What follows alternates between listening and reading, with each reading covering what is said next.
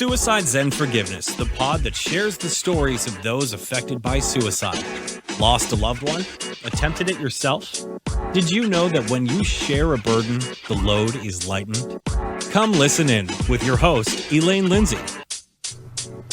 Suicide Zen Forgiveness, the podcast, is for education only. Some of the subject matter could be triggering for those that are newly grieving or in a poor state of mental health. Please call your local suicide hotline or mental health office if you need immediate help. Hello, I'm Elaine Lindsay, and this is Suicide Zen Forgiveness. And today, I'm not going to have a guest. Today, I'm delving into more of a mental health space. I want to talk about, finally finding out, I guess, the beginnings of, what should I call it? Some of the limiting beliefs that have sort of fueled how I relate, how I have or have not dealt with situations over my lifetime. If you've been here before, you know that I started Suicide Zen Forgiveness as a way to pay back my friend Andrea, who left me the, I guess, best, worst gift you could ever have when she took her own life back on New Year's Eve, 1971. And today's episode is, I guess, about why until last year, I didn't really talk about the fact that not only am I a survivor of suicide by way of being adjacent and losing my dear friend, but I'm also a suicide attempt survivor. And I can't say once. I have to say, after a number of incredibly traumatic experiences in my life, and tens and tens and tens of surgeries, there were many, many times where I just wanted it all to stop. The pain, the poking around, the surgeries, the blood work, the everything. I just needed it to stop. And running through the tapestry that is my life is a thread of a form of suicide ideation that not only did I not ever speak about, I never really told anyone about some of the very dark thoughts I had. And this actually goes back to before Andrea died. But I'm going to tell you the story now because just a few weeks ago, in passing, we were talking about the podcast and different things that I've been doing in the past few years. And once again, I said to someone, well, back then when I was a kid or a teenager, you certainly didn't tell people that you had any off thoughts or you were ever suicidal because they'd lock you up. And before it was out of my mouth, I thought, I think it's about time I actually explored this. I know back then, we're talking the late 60s, early 70s. Back then, there was a very definite chance of you being locked up. And I'm actually going to read you some information about that. But how did it become sort of that weird background song in my life that made a point of having me keep my feelings, my thoughts, all of it very, very close to my chest. I didn't share my feelings. I didn't share the thoughts I had. I didn't even share those attempts, even when it ended me up in hospital. I quite frankly lied about how I got there. Not something I'm proud of, but that too is fact. And it all comes back to a young man named Michel.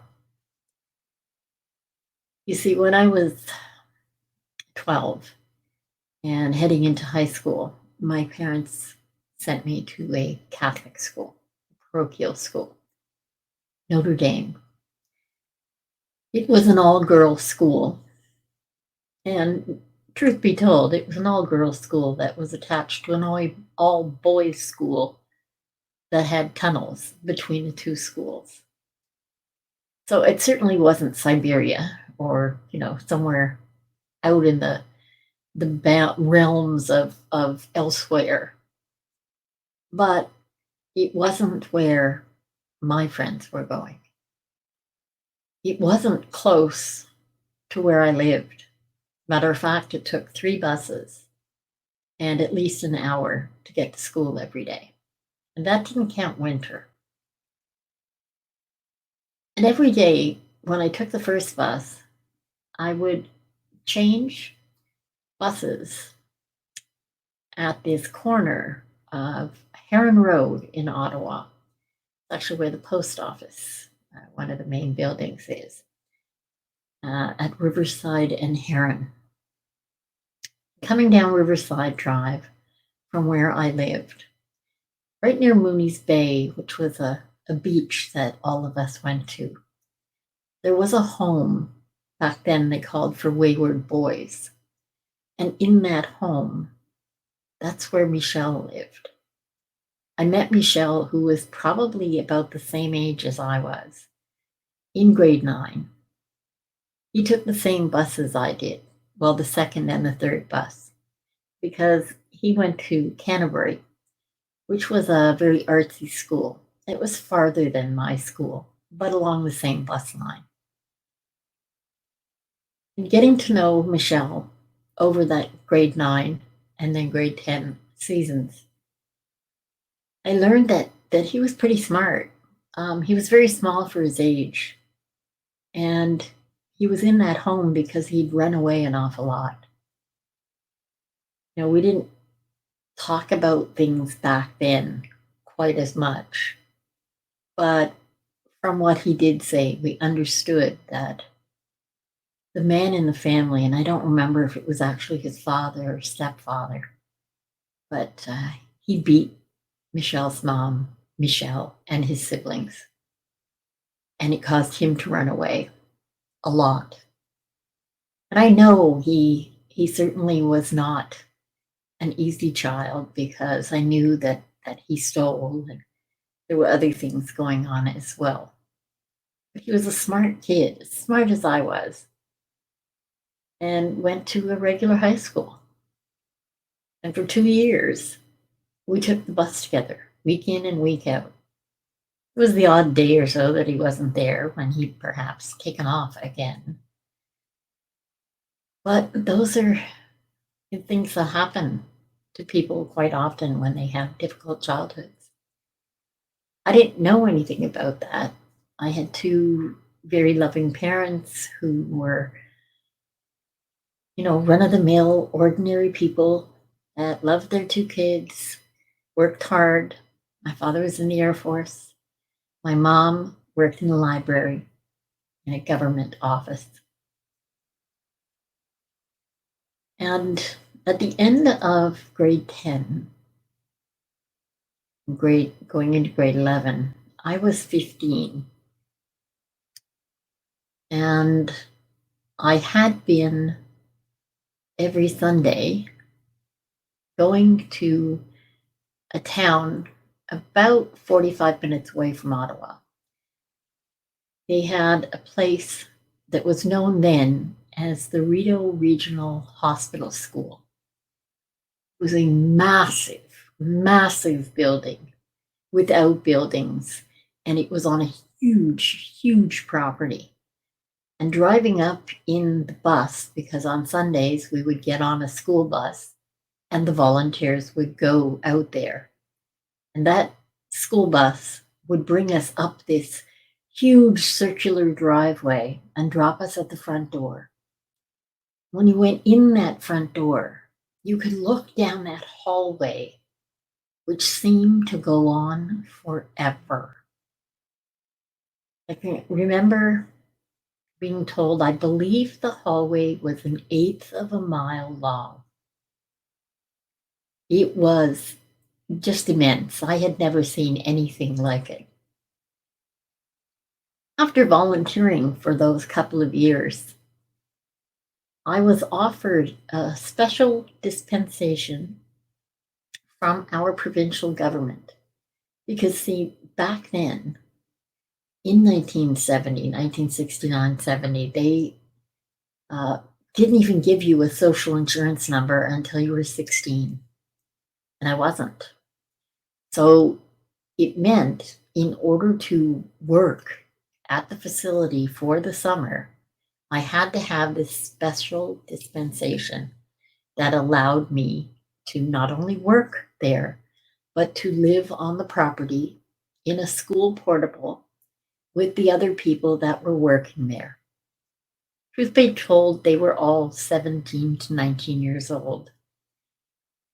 And for the entire summer, each of us made $400, which back then seemed like just absolutely out of this world. It was a lot of money. I had my bronze in swimming, so I got to teach swimming classes. And I worked in the adult and youth training units. They were some of the wings that were right close to the front door when you went in.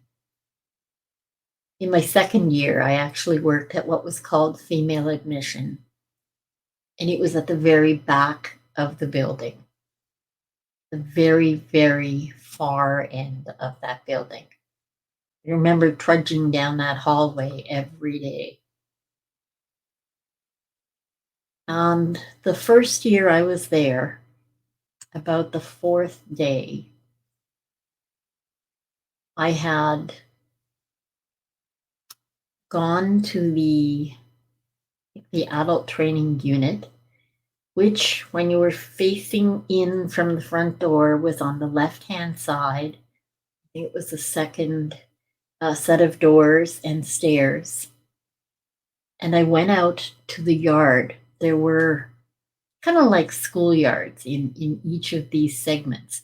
The main building was that central long hallway with arms coming off every so often that stacked up they were like constant T's running down. I don't know how else to explain that. That main hall had, arms coming off each side on both sides of the building. And some of them went to education units. Some of them were for much younger children. Some of them were for older adults that had been there for a very long time. And the adult, I think, early training unit where I had gone to the yard that day, I had been sent to bring something to one of the orderlies or interns. And as I came through that yard, I was quite shocked to see Michel, the young guy that I met every day at the bus stop, was standing at the other end of this yard. And so I went up to him and said, "Hey, how did you get a job here?" Because he was the same age as me. And he said he didn't have a job there. He was living there now. And I really didn't know what to say to him. I was so confused and so shocked because it didn't make sense to me. What would he be doing there? The Rideau Regional Hospital School. Let me tell you a little bit about it, give you an idea of why this confused me so much. The Rideau Regional Hospital School, located in Smith Falls, Ontario, opened in 1951. It was also known later as the Rideau Regional Centre, and when it first opened, it was known as the Ontario Hospital School. There were similar residential institutions throughout Ontario here in Canada. It was designed to house individuals who were deemed to have cognitive and physical disabilities.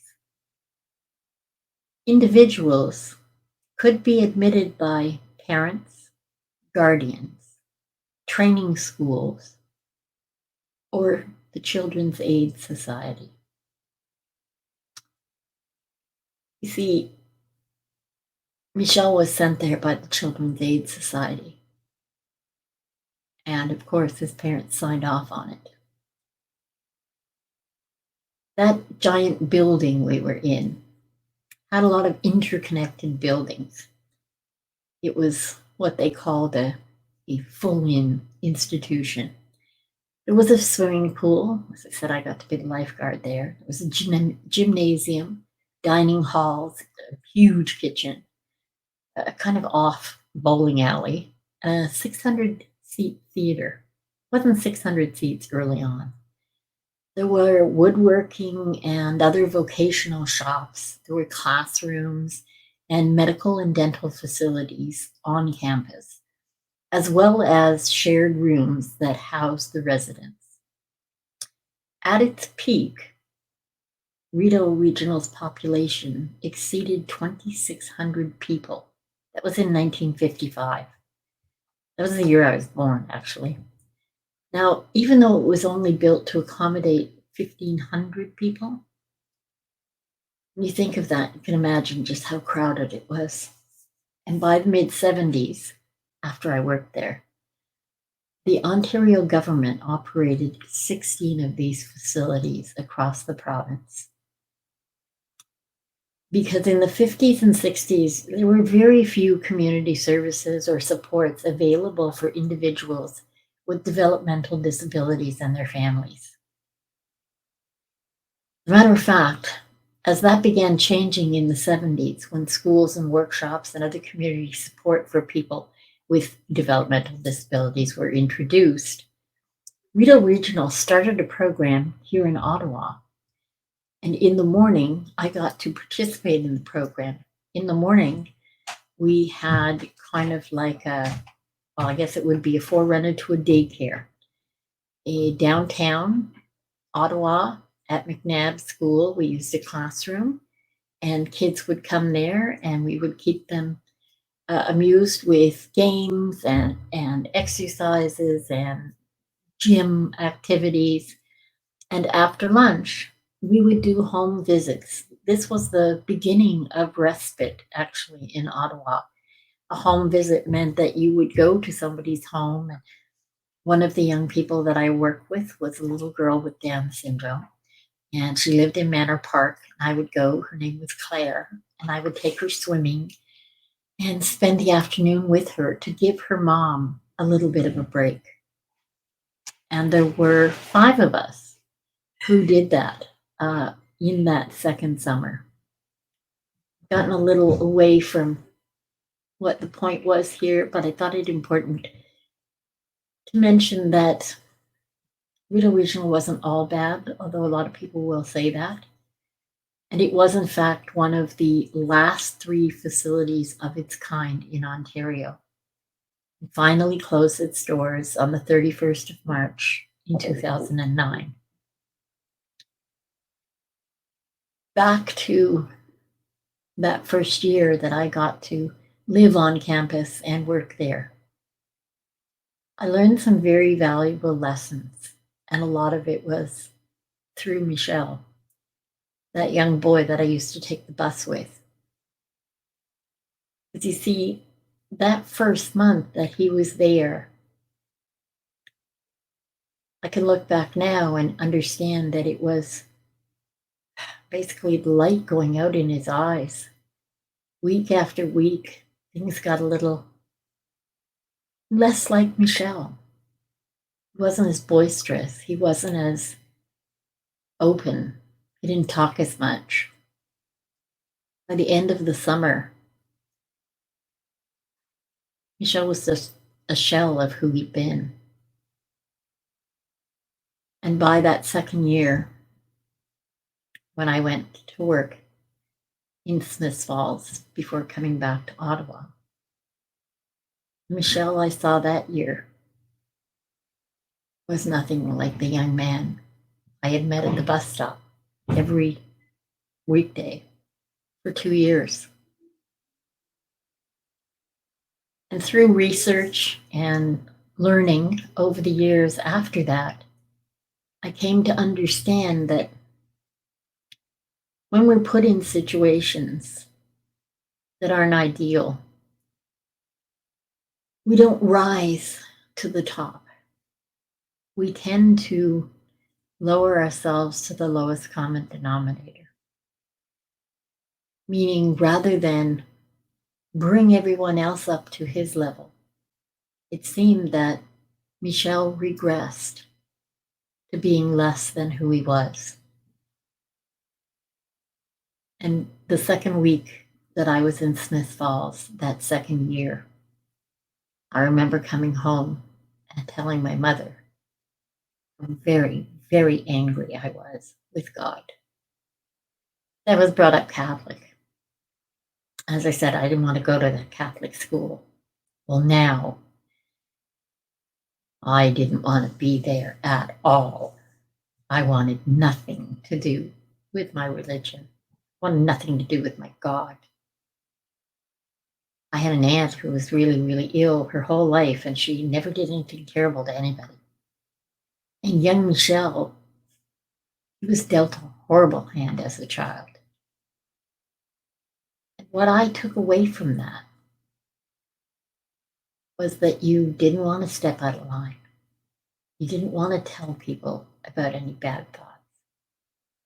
You certainly didn't want to let anybody know that you had suicidal thoughts. Because, hey, they'd lock you up. And that wasn't something fanciful I pulled out of thin air. That was something I saw happen to somebody I knew. Remember, I said you could be admitted by a parent, a guardian, a training school, or the Children's Aid Society. I had thought they were there to help children. In my teenage mind, this was not help. This was not the way to go. This was an absolute horror show. Therefore, I needed to keep my thoughts to myself. I needed to fight my own battles. And I needed to make sure I did not tell anyone how I felt. And that continued right up until 2013, when I started breaking out of that shell and actually began to tell my story. So here we are in 2022. I now spend my time doing this podcast, this Suicide Zen Forgiveness. I finally forgiven myself.